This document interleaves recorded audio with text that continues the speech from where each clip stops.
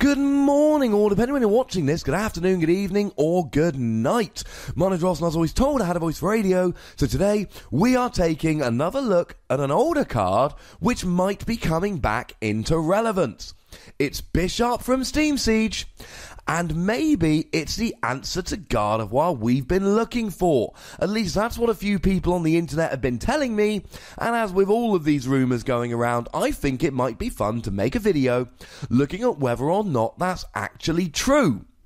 Now, the most important thing about Bisharp at the beginning, it is a dual type. It is both darkness and metal, which is kind of weird because both of those types have been renamed from the video game where they'd be dark and steel.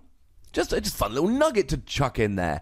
100 HP means you're not getting level ball before rotation. It's pretty much the worst HP to have because it's low but it's not quite low enough for level ball. And the retreat cost of 2 is pretty much the worst retreat cost to have because it's not a retreat cost of 1 and you can't use heavy ball.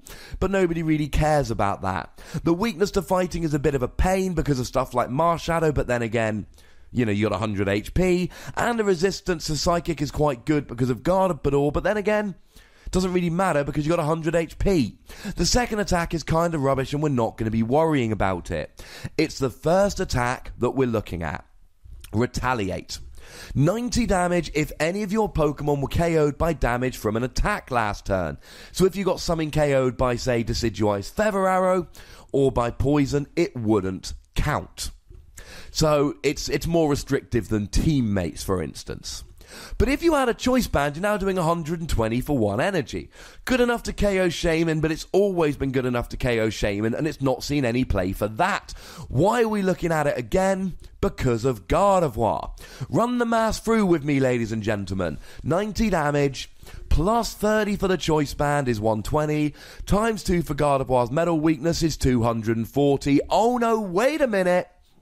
Gardevoir is weak to metal and resistant to darkness. Now, the question obviously here is, wait a second, in which order are those applied? I looked it up, I found a ruling, and I'm pretty sure it's on PokeGym from the official rules team.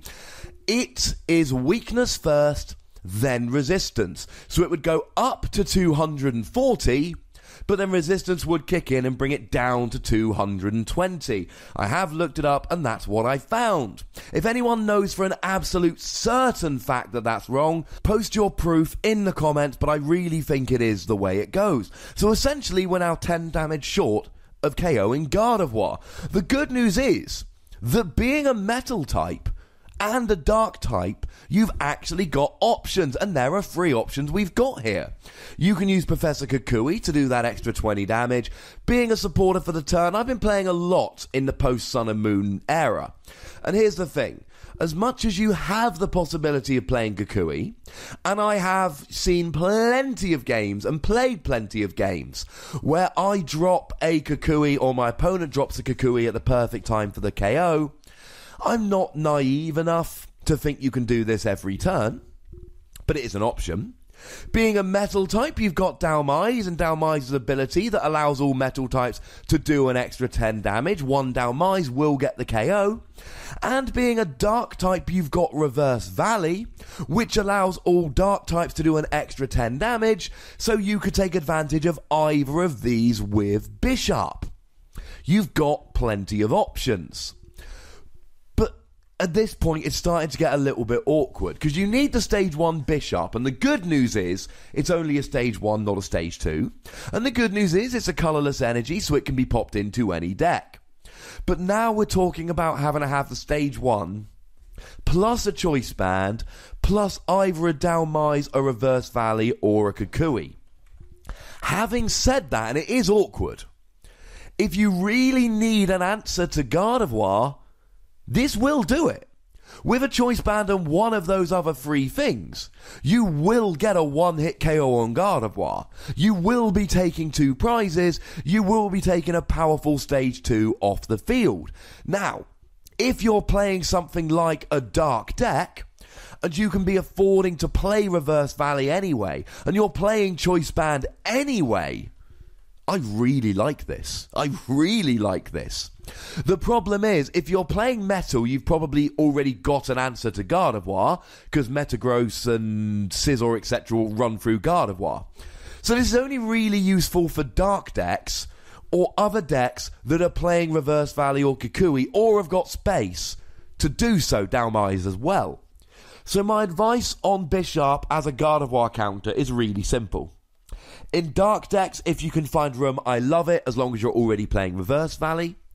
In Metal decks, you shouldn't be having trouble with Gardevoir. In any other deck, the question is, can you spare the room? If you can spare the room, I love it. But having to play the stage 1 and having to use stuff like Delmise as well, it's starting to get a little bit awkward at that stage, ladies and gentlemen. But if you're desperate for a Gardevoir counter, Bisharp will do the job. Now, tell me what you think about Bisharp in the comments. Go nuts. Be nice. Make sure you like this video, subscribe to this channel, follow me on Twitter at TheWassy, and Twitch for some live action at twitch.tv/PTCGRadio.